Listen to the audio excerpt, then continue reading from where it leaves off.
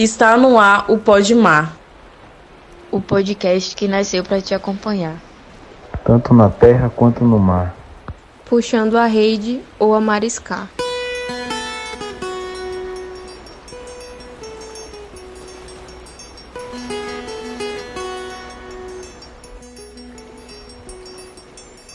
Olá, eu sou Winnie Lopes. E eu sou Roberta Lopes. E esse é o Podmar. O episódio de hoje é Saúde do Território.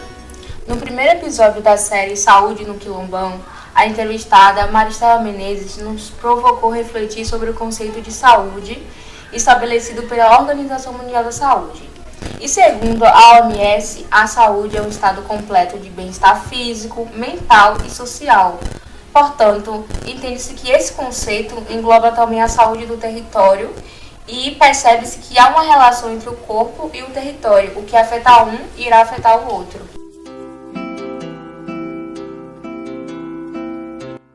Sabemos que o nosso território vem sendo violentado historicamente e até foi considerado como zona de sacrifício do estado da Bahia, onde muitas empresas poluidoras fincaram os seus pés e cotidianamente desnutre as nossas águas com dejetos químicos e outros poluentes. Portanto, podemos afirmar que a saúde coletiva, diante desse cenário, está bastante prejudicada. Os impactos causados pelo racismo ambiental são vários e para nos ajudar a falar sobre esse e outros assuntos, convidamos o biólogo e mestre em ecologia, filho da comunidade, Jean Anjos. Olá, Jean, seja bem-vindo. Obrigada por aceitar nosso convite e separar um espacinho na sua agenda para um bate-papo conosco. Olá, saudações a todos. Para mim é uma honra dividir esse momento com vocês aqui no Podmar. Nos fale o que te impulsionou a escolher biologia. É difícil olhar para trás e tentar procurar qual foi o momento em que eu realmente decidi fazer biologia. Porque a biologia faz tão parte do meu eu, tão parte da minha personalidade, que parece que no fundo eu sempre soube que seria biólogo. De certa forma, eu sempre me senti parte do meio ambiente, talvez pela minha vivência em contato direto com a natureza aqui dentro da nossa comunidade, onde eu fui muito feliz por ter tido a oportunidade de crescer me aventurando junto com os meus amigos nos nossos ecossistemas de matas e manguezais, por exemplo. Mas quando eu tinha por volta dos meus 18, 19 anos, eu estava vendo outras possibilidades de carreira. Na época eu estava desiludido com a música, que era um sonho de criança, ao qual eu dediquei bastante tempo da minha adolescência. E acredito que tenha sido em algum momento desse período que eu escolhi a biologia, dado o fascínio que eu tinha em aprender sobre ciências naturais e pela possibilidade, de trabalhar em prol da conservação da natureza. E então, Jean, enquanto biólogo, você poderia nos falar quais são os impactos da poluição para o nosso ecossistema, visto que muitas empresas se instalaram ao entorno do nosso território? Em resumo, poluição significa degradar as características naturais do ecossistema, seja pela remoção ou acréscimo de substâncias. E isso vem acontecendo já há algumas décadas dentro da Baía de Todos os Santos, em especial aqui na Ilha de Maré, onde fica a nossa comunidade, A Ilha de Maré, apesar de toda a sua beleza natural, e eu acho que vale a pena ressaltar isso, a Ilha de Maré é maravilhosa, ela fica circundada por polos industriais que foram instalados na porção continental dessa região que compõe a BTS.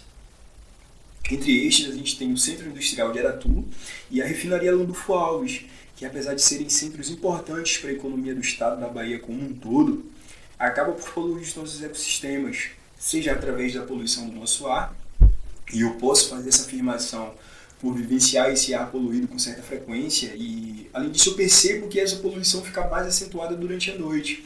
Eu acho que vale a pena ressaltar isso e até peço para os moradores prestarem atenção nesse detalhe.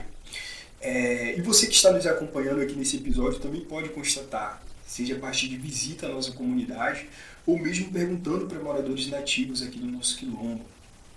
Além disso, a gente tem a poluição direta das nossas águas, por meio do lançamento de metais pesados com alto potencial cancerígeno. Sobre isso, o que acontece? Esses poluentes são lançados no mar, seja de forma direta nas nossas águas ou a partir da deposição de partículas que foram lançadas no ar. Acontece que estes contaminantes são ingeridos pelos nossos pescados, pelos nossos peixes, pelos nossos mariscos, E aí a gente tem sarlambi, a gente tem o rala-coco, o sururu, entre outros, que são animais que vivem associados ao substrato e se alimentam basicamente a partir da filtragem da água do mar. E nesse processo eles acabam por acumular no seu corpo esses metais pesados. E quando a gente se alimenta desse pescado, desse marisco, esses metais pesados acabam se bioacumulando na gente também, o que acarreta numa série de problemas de saúde, como, por exemplo, o câncer, né? Que é uma doença terrível e que a gente vem, que a gente percebe que aumentou bastante nos últimos anos, infelizmente, aqui dentro da nossa comunidade. Pensando em nosso território, você poderia falar um pouco sobre o conceito de racismo ambiental? Injustiça ambiental é um termo que ganhou maior notoriedade no Brasil a partir do desastre de Mariana, lá em Minas Gerais, em 2015, quando a barragem de uma mineradora se rompeu jogando rejeitos na bacia do Rio Doce, destruindo uma cidade próxima e matando pelo menos 19 pessoas, sendo que das vítimas imediatas do rompimento, mais de 80% eram negras. Então, basicamente, injustiça ambiental tem a ver com a preferência da escolha de locais para a implantação de atividades potencialmente poluidoras. E essa escolha geralmente acaba sendo por locais onde populações tradicionais, populações economicamente vulneráveis se residem, como, por exemplo, a instalação do Porto de Aratu aqui nessa região da BTS.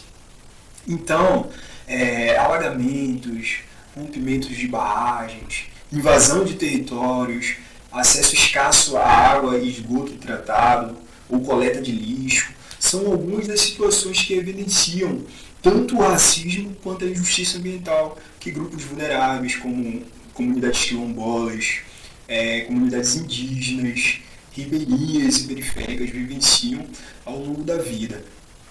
Então perceba que das injustiças que foram citadas aqui, a nossa comunidade, a comunidade quilombola de Bananeiras, sofre pelo menos 3 delas, que são a falta de acesso a esgoto tratado, o descarte inadequado de lixo e a invasão de territórios, que é um problema que a comunidade vem enfrentando nos últimos 2 anos, pelo menos.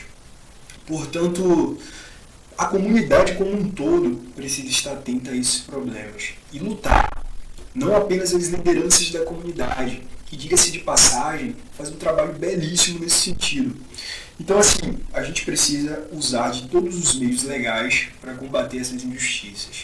E quanto a nós, moradores do Quilombo, o que devemos fazer para proteger e manter a saúde do nosso território e o que estamos fazendo que vem prejudicando de alguma forma? Eu acredito que, em primeiro lugar, precisamos lembrar que somos parte do meio ambiente.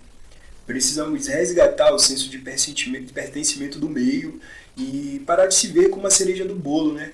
Eu acho que deveríamos repensar sobre a ideia de que a natureza foi feita para o homem usar como bem quer. E sobre as práticas comuns que vêm comprometendo os nossos ecossistemas, eu poderia citar algumas que eu considero mais preocupantes no momento. A primeira delas seria a retirada de calcário da ponta do capim, que é um tema sensível, que eu venho batendo nessa tecla há algum tempo já. Tenho falado disso com as pessoas que são mais próximas a mim. A ponta do capim, para quem não é da região, para quem não conhece, é a principal área natural e de lazer aqui da comunidade. É uma região formada pelos ecossistemas de manguezal, de apicum, que é o mangue seco, e tem uma praia calcária. No entanto, o que a gente percebe é que se intensificou a retirada de calcário nos últimos anos, nos últimos 10 anos, sendo mais preciso. E isso acaba por degradar, por mudar completamente a configuração do local. Qualquer morador que tenha frequentado a região há 10 anos atrás e que retornar ao local hoje vai notar a diferença. E assim, em alguns trechos a gente já perdeu uma faixa de mais de 40 metros de manguezal. Entre outras coisas, a barreira de calcário tem a função de proteger as plantas de mangue da ação direta das ondas. Então, quando a gente retira esse calcário, a gente acaba deixando as plantas de mangue expostas à ação do mar. E com o tempo elas acabam morrendo. Então, assim, é urgente que a gente cesse a retirada de calcário lá na região. Essa retirada acaba acontecendo por diversos motivos, como, por exemplo, para tapar buracos aqui do nosso campo, que é um problema crônico. A deposição de calcário em buracos do campo não resolve. Na verdade, resolve o problema dos buracos por algumas semanas, mas logo depois os buracos voltam. Outra coisa que eu percebo é que pessoas que nem são da comunidade, pessoas que são moradores, que moram no continente, acabam por vir e retirar calcário aqui também na nossa região para o uso particular. Então, assim, a comunidade precisa estar de olho, a comunidade precisa fiscalizar e denunciar se a gente quiser que a ponta do capim continue existindo. Uma segunda prática preocupante seria o descarte inadequado de lixo. A gente não pode aceitar a deposição de lixo nas nossas praias, nos nossos manguezais. Às vezes a gente pode pensar assim, mas eu vou descartar só uma garrafinha, eu vou descartar só um saco plástico. Então, essa garrafinha, esse saco plástico vai permanecer na natureza por décadas, por centenas de anos. A gente vai morrer, os nossos filhos vão morrer e esse lixo vai continuar na natureza se não for recolhido. Então é importante repensar essa prática porque o meio ambiente é a nossa casa. Uma outra prática importante diz respeito à coleta de caranguejos durante o período da andada. É um ponto sensível também. Eu entendo que faz parte da cultura da comunidade, mas é uma prática que causa prejuízos sérios ao manguezal, que impacta diretamente sobre a população de caranguejos. É proibido coletar caranguejo durante a andada, porque é o período em que a espécie está se reproduzindo. Se você interfere nesse processo, você acaba por comprometer a dinâmica da população de caranguejo por todo o restante do ano. E assim, é importante lembrar que a coleta de caranguejos é liberada durante o ano inteiro, de caranguejos adultos, claro, exceto durante o período da andada. Então, se você se importa com a natureza, se é importante para você que o manguezal como um todo se mantenha em equilíbrio, se é importante para você que a população de caranguejo se mantenha a longo prazo, é importante repensar e não compactuar com essa prática. Jean, agradecemos muito pela sua contribuição. Esperamos contar contigo em outros episódios e demandas da comunidade.